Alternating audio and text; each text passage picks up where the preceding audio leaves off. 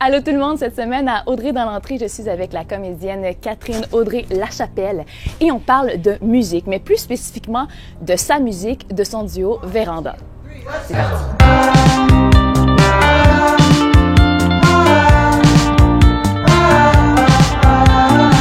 Catherine Audrey, la musique, ça fait partie de ton univers depuis longtemps. Nous, dans les médias, on en entend un peu plus parler depuis les derniers mois, mais toi, ça a toujours été une grande partie dans ta vie. Ouais. D'où te vient cette passion de la musique? De où elle vient précisément, je pourrais pas te le dire, mais j'ai toujours baigné là-dedans. Malgré le fait qu'il n'y a pas vraiment de musiciens dans ma famille, j'ai quand même le souvenir que quand j'étais enfant, au chalet, mon grand-père jouait du piano un petit peu, il jouait un petit peu de guitare aussi, il nous jouait du Brassens, il nous jouait du Félix Leclerc, il nous jouait du Gilles Vigneault, et puis il y avait aussi une grosse collection de vinyles, précisément de vieux country, il y en avait des tonnes, des Hank Williams et compagnie. Et puis, il y avait toujours ça qui jouait en background. Fait que, tu sais, quand t'es un enfant, tu joues, t'entends ça, mais tu ne l'entends pas vraiment. Puis, on dirait que ça m'a comme influencé sans que je le sache. Quand, par la suite, quand il est décédé, c'est moi qui ai hérité de cette collection de vinyles-là. Je te l'aurais bien montré, là, mais c'est ça. Qu'est-ce que tu veux? Et puis, j'ai hérité de ça, puis j'ai comme commencé à réécouter toute cette musique-là, et puis ça m'a vraiment rappelé des belles affaires. Et puis, je me suis rendu compte que je pense que cet amour-là de la musique, puis plus spécifiquement du vieux country, ça me vient probablement de là. Et puis, sinon, pour ce qui est de jouer de la musique, je suis un peu autodidacte dans le sens que j'ai pas fait des grandes études en musique. J'ai fait des cours de guitare au secondaire puis des cours de chant au secondaire. Et puis, pour apprendre un petit peu les rudiments. Oui. Puis, par la suite, j'ai continué à travailler de mon bord et puis à écrire puis composer. Puis, c'est un petit peu comme ça que... Finalement, de fil en aiguille, c'est devenu une partie de ton métier. C'est devenu ça, oui. Ça fait longtemps que c'est en parallèle. Ouais. Là, ça fait... pas si longtemps que ça que je le fais vraiment plus professionnellement. Là. Ouais, ça fait quelques années. Bien, il y a quelques années, tu as enregistré ton EP Brume sous le nom de Catrino. Oui. Et là, moi, j'ai des sources qui m'ont dit que, en fait, lorsque tu enregistrais ça, tu sentais que tu ne sortais pas tant de la masse. Mais là, tout a changé depuis que tu as enregistré avec Véranda, ton duo Véranda avec ton conjoint. Là, tu te sens vraiment sur ton X. Pourquoi? Qu'est-ce que ça change? Bien, il y a quelque chose avec ce projet-là qui est... pas qui a jamais été fait, mais qui a été très peu fait, je pense, au Québec. Léandre puis moi, Léandre, c'est mon chum. Léandre Joly-Pelletier. Oui, c'est ça. On s'intéresse beaucoup au bluegrass. Ça, c'est une musique qui vient des États-Unis, puis donc qui naturellement se fait en anglais. Mm-hmm. Et puis... donc c'est effectivement, c'est très peu commun ici au Québec. Là, c'est ça. Donc, c'est l'influence, disons, la première influence pour ce projet-là, Véranda, c'est le bluegrass. Donc, nous autres, ce qu'on s'est demandé, c'est comment est-ce qu'on pourrait prendre l'essence du bluegrass puis le transposer dans notre langue. Donc, je pense que c'est là qu'on trouve, disons, notre unicité dans ce projet-là. Ouais. C'est un beau défi, c'est un super beau projet, puis maudit qu'on a du fun! Ben oui, ça a l'air de ça. Bien, vous avez plein de vidéos sur YouTube, je vous invite à aller voir ça, sur votre page Véranda. Belle vidéo dans la forêt également, des petits moments que vous vivez ensemble entre amoureux également. Dans la pandémie, vous avez fait une petite spéciale aussi. Ouais, j'ai vu ça. Ouais, on a fait... Vous êtes amusés? Ouais, pas mal. Ben, on a fait des petites vidéos, puis ouais. Là, en ce moment, on travaille sur notre premier vrai album complet. Parce que Yodel Bleu, en fait, c'est un EP que vous avez fait, le duo de Véranda ensemble. Là, ça valse avec le folk, le bluegrass, le country. Ouais. Mais tu sais, là, on l'a dit, le country, c'est ton univers. Mais comme j'ai des sources encore des sources qui m'ont révélé que c'est vraiment ton univers puis que tu tripes sur le country tellement que ton sous-sol est décoré en style chalet. Tellement que toi, quand tu étais à l'école de théâtre, tu portais ton chapeau de cow-boy dans tes cours. Je pense que c'était le chapeau de feutre à l'époque. Mais là, je me suis dit, tu avais besoin de te mettre à l'aise. Fait que il y a un sac à côté de toi, désinfecté, tout, là. Oh, la coquine! Tu peux switcher, je pense, de truc à chapeau de cow-boy. On te met dans l'ambiance. Wouhou! Yes! Ah, génial. J'enlève cette tuque. Attention. Hi-ha, la gang! Avoue que t'es dans l'ambiance, là. Ah oui, là, je me sens vraiment Country bien. girl. Ah ouais. Qu'est-ce qui te fait triper comme ça sur le country, là? Je te dirais qu'il y a quelque chose ben, c'est sûr, c'est une musique qui est très simple, qui vient du cœur, qui est plus, disons, qui est moins urbaine. Je me considère pas, j'habite en ville, là, mais je me considère pas tant comme une fille urbaine. Je suis pas une real montréalaise. Tu me dis que tu revenais d'un séjour dans les bois, Ben oui, tu sais, ben c'est ça, je pense juste beaucoup de temps. revivre juste repasser dans la rue. Tantôt, t'étais comme, il y a trop de circulation. Oui, il y a des autos, maudits. On aime ça, les bois. Non, mais oui, pour vrai, c'est là que je me sens le mieux. C'est vraiment dans le bois. C'était quoi ta question? Ben, le country, qu'est-ce qui te fait capoter comme ça? C'est la simplicité de cette musique-là, puis c'est sa sincérité, je te dirais aussi. Tu sais, au niveau des sons, au niveau de l'instrumentation, il y a quelque chose de pur dans l'instrument acoustique, je te dirais, qui me rejoint vraiment.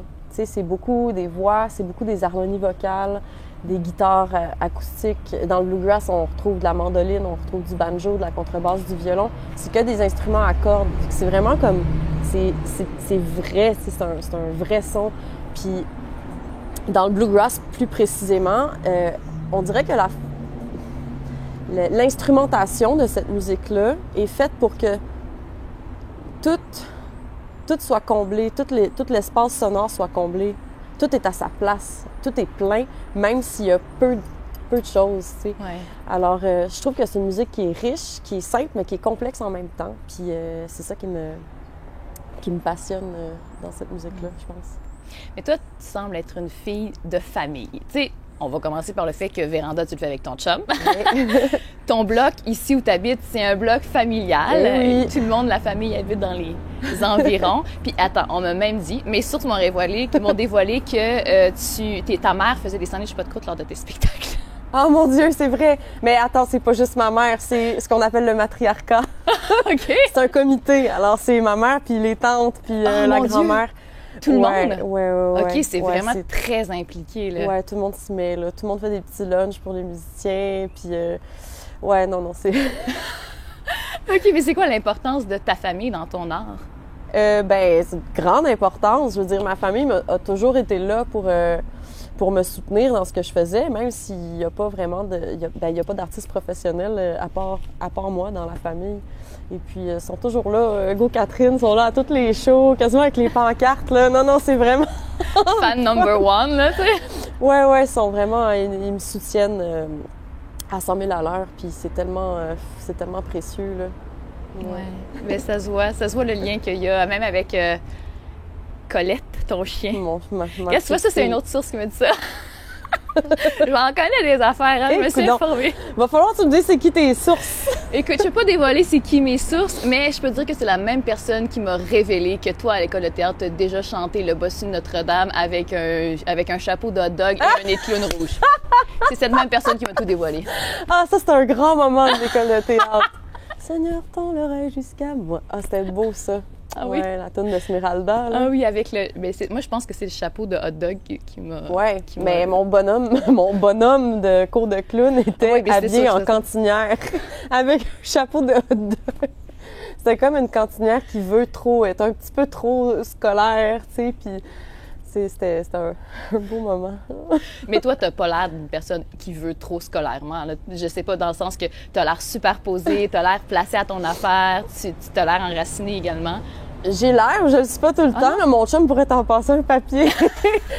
Non, lui, il est relax. Oui, il est relax, OK. Ouais, non, mais... Plus que toi, OK. Ouais, non. Mais j'ai mes moments où je suis capable d'être grandée, mais je suis capable d'être une queue de veau aussi. Oh! Pour rester dans le vocabulaire country. Tu sais, on va les mettre. Mais avec Véranda, tu vis ton rêve d'auteur, compositrice, interprète. Ouais.